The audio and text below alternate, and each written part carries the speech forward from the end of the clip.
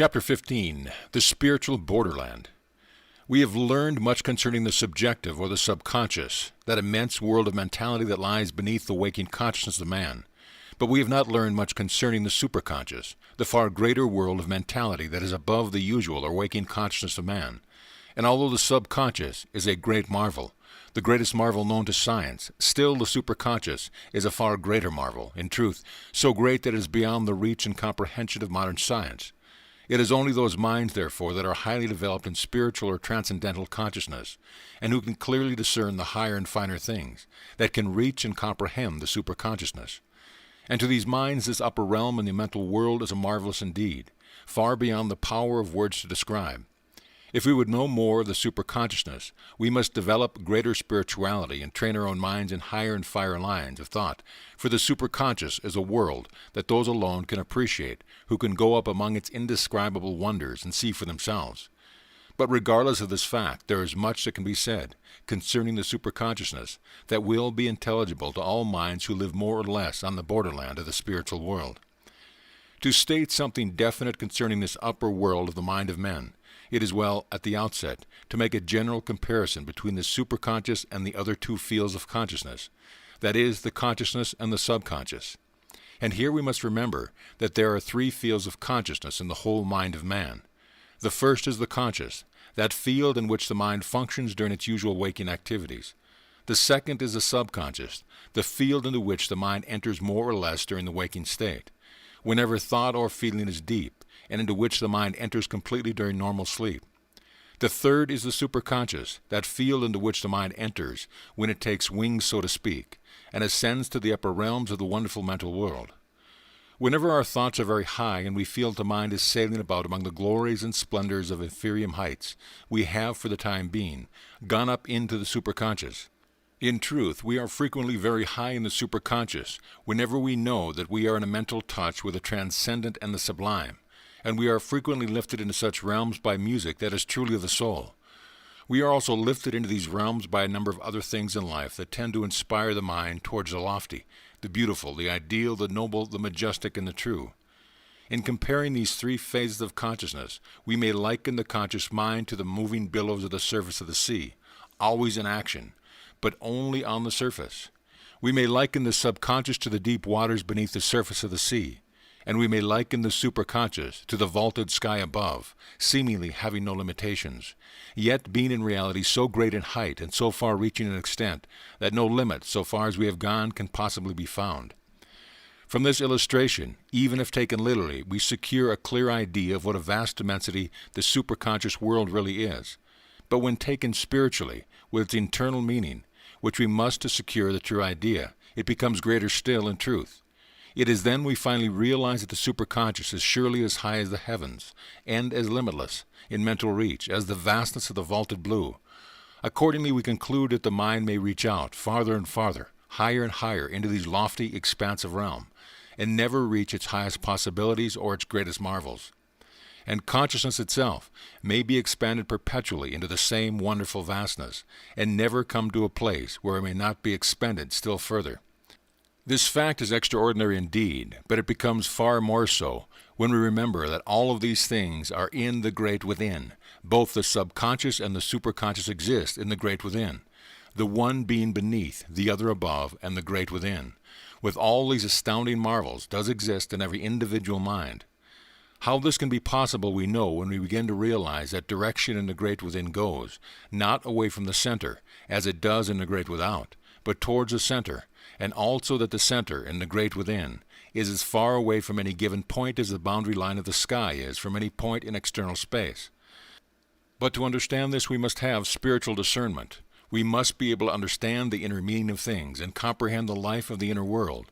And when we do, the seemingly incomprehensible marvels become as clear as the light of day.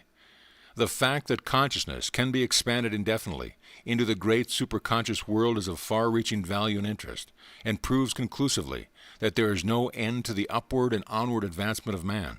For the truth is that the more we expand consciousness, the larger the mind becomes, the greater our measure of life and power becomes, and the richer and more wonderful becomes the mental and spiritual worlds in which we live. We may live in a very interesting world today, a world holding 1,000 things of most remarkable fascination, and yet we may, by simply expanding consciousness another measure into the superconscious, find ourselves living in a world many times as large and many times as fascinating as the world we lived in the moments before. In brief, where there were 1,000 wonders before, there would now be 10,000, and all of them would be far beyond the most wonderful of anything known in the past. It is well known that souls having the power to enter frequently into the superconscious meet such experiences almost continually. At times they live for days in the full consciousness of a higher universe that can only be described as 1,000 wonder worlds blended into one. And not infrequently they ascend to heights from which they behold a sight so incredibly marvelous that it can only be thought of as 1,000,000 thoroughfares extending from one end of the cosmos to the other, with all the splendors of the most gorgeously described heavens, arrayed in shining glory on every side. Thus we can imagine what experiences such souls meet on their 10-million-mile journey through the inner universe of the superconscious world, and our interest in all these things will be heightened remarkably when we learn that such experiences are not imaginary, but are actual journeys of consciousness in realms that have actual existence in the vastness of the superconscious mind. Considering the subject from the practical viewpoint, we may employ another illustration with still further comparison of the three phases of the mind. We may liken the conscious mind to the sower, the tiller of the soil in the great mental garden. We may liken the subconscious to the fertile soil in which every seed is placed, where every seed, that is, everything we think, say, or do, is to grow, develop, multiply itself, come forth and express itself in the outer world of actual living and being. And we may liken the superconscious to the sunlight from above, that great power from higher realms coming down upon the mental garden with its warmth, its light, and its life-giving elements, so that every seed in the garden may grow freely and develop into the full-grown flower of understanding, character, and spirituality.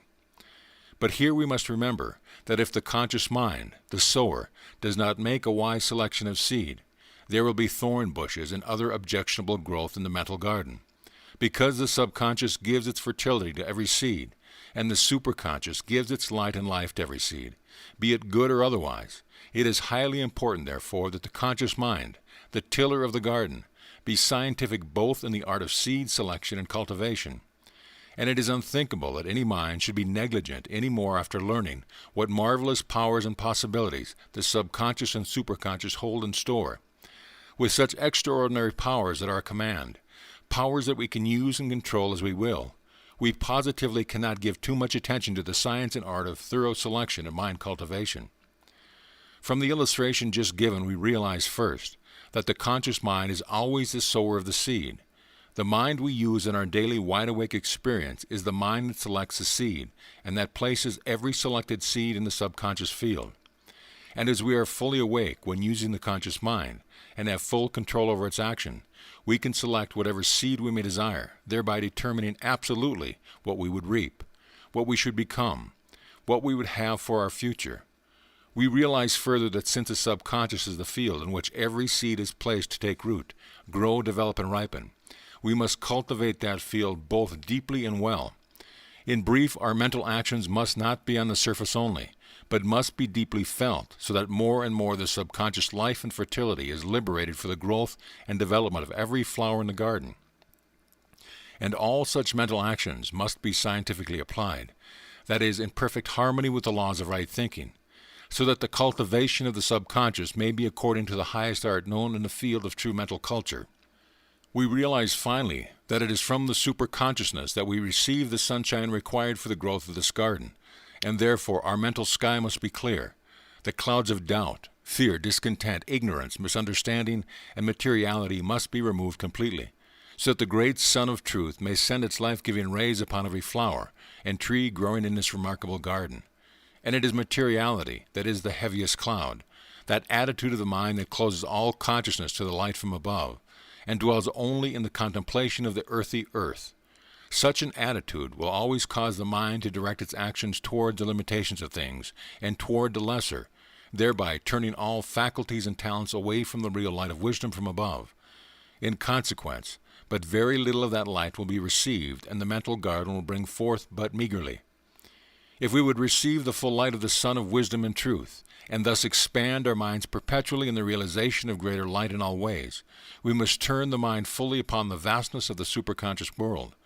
We must look up, look unto the hills, turn all thought toward the high places, so that the strong light from the great eternal Sun may come upon us, fully and directly, thereby giving us not only its sunshine and life-giving powers, but also its brilliancy and inspiring illumination.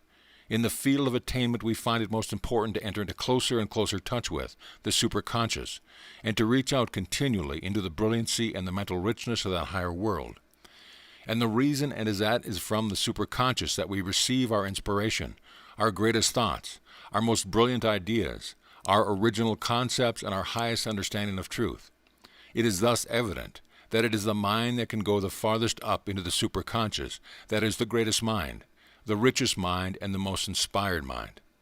The mind that is in harmony with the superconscious, and that is turned fully towards the light of truth from above, receives its thought directly from the supreme fountain of truth.